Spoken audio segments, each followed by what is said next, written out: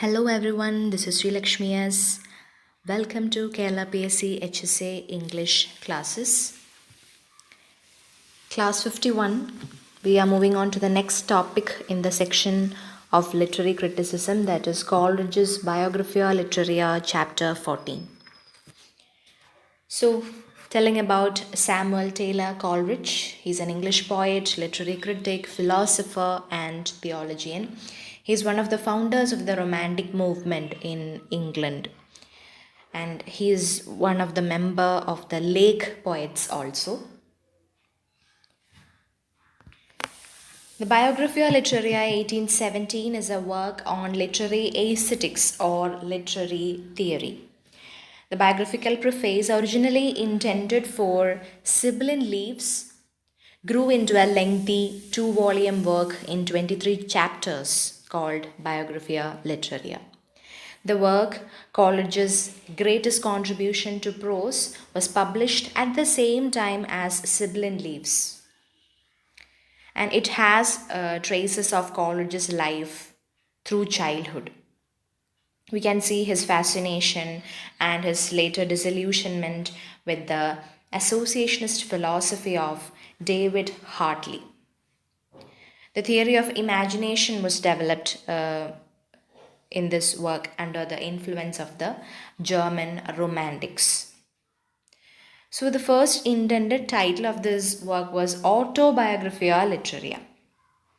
And we can divide this work into two parts. That is, the first part is, it consists of 16 chapters of philosophizing.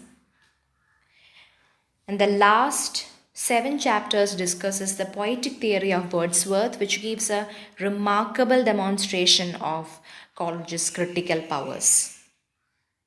And among the last 7 chapters, when we take the last 3 chapters, it has an enduring description of the romantic theory. And the poet's theory of imagination links these two parts. So our syllabus is restricted to only the chapter 14 of Biographia Literaria. And we can see Coleridge's view on nature and function of poetry in this chapter, and it is discussed in philosophical terms. The poet within Coleridge discusses the difference between poetry and prose and the immediate function of poetry, whereas a philosopher discusses the difference between poetry and poem. The very important thing in this chapter is the discussion about the two cardinal points of poetry. One is that the power of exciting the sympathy of the reader by a faithful adherence to the truth of nature. And second is the power of giving the interest of novelty by modifying with the colors of imagination.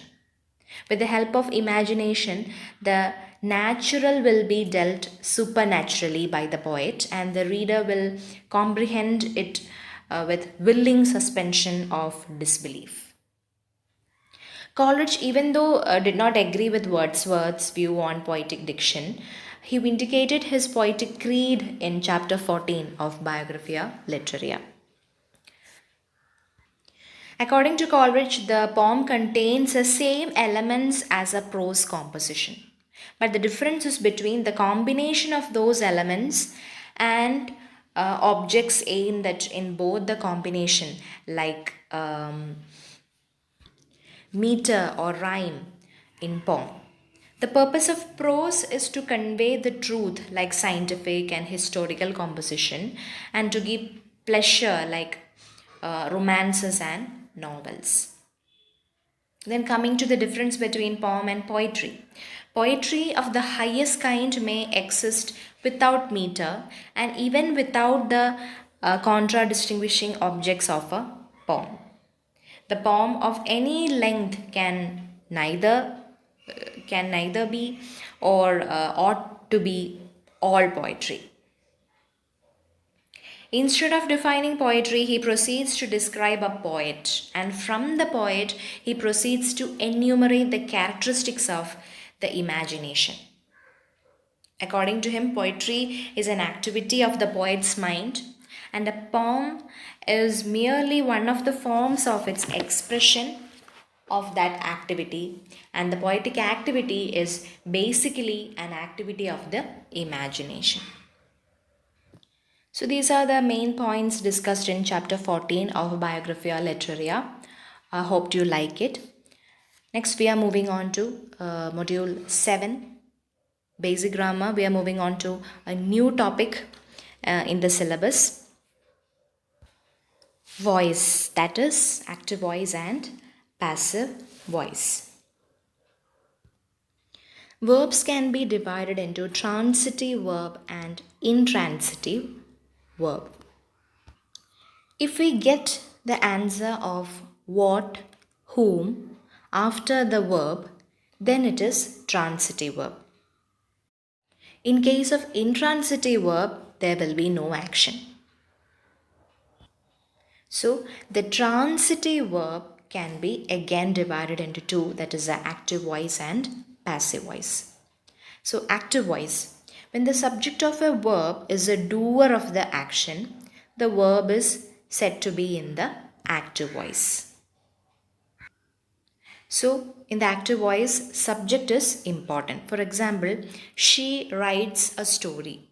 Here the subject, she, is a doer of the action. And next the passive voice, that is when the subject of a verb is a receiver or sufferer of the action, the verb is said to be in the passive voice. For example, a letter is written by her. So here the letter was a result